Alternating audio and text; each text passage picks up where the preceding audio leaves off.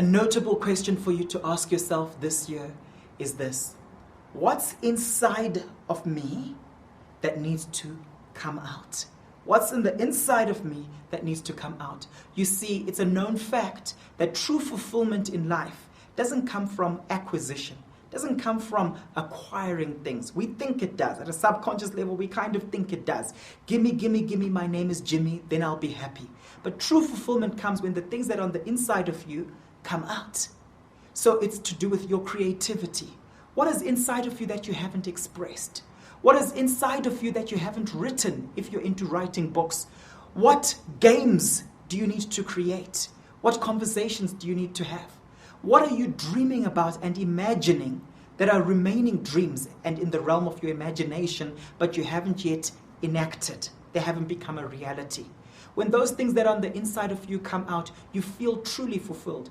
McKinsey did a study on women who remained healthy but were successful, because you can become successful but unhealthy. And they found 5 common denominators, and they called it centered leadership. But one of those denominators was actually to do with a sense of meaning. You see, it's when you get the stuff that's inside of you come out that you feel fulfilled, and there's a sense of meaning in what you're doing. I want to encourage you to think about that and make a list of those particular things. There's a lady who did some research on the top regrets of the dying. Some of you might have heard of the particular project. And she found out that one of the biggest regrets of dying people is that they lived someone else's life. There on your deathbed, do you want to be in a place where you feel like you weren't living the life you really wanted to live? You were living someone else's life, how other people said you must live.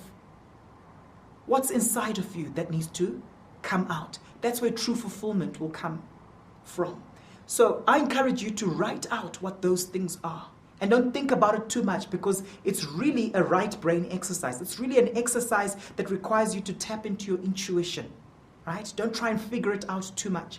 Then after doing so, I'd like you to then set some goals. A goal is really a dream with a deadline, you see. And the mistake people make when it comes to goal setting is they've got so many goals they write out and they never end up accomplishing them, because the way your brain works, you can only work with a few things at a time.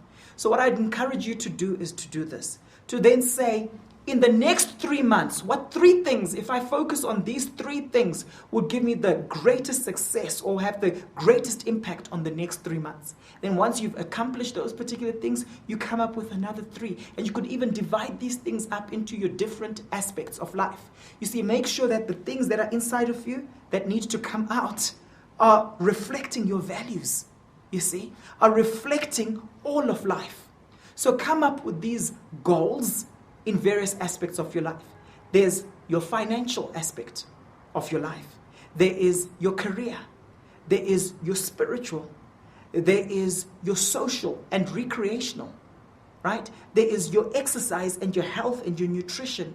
It's so crucial to bring that which is on the inside out and to maximize. We're supposed to be fulfilled in this life, to enjoy the gift of life that we've been given. That's what I want to experience. I want to experience an abundant life, but I want to make sure I'm doing it by design and not by default. Is what's in you coming out?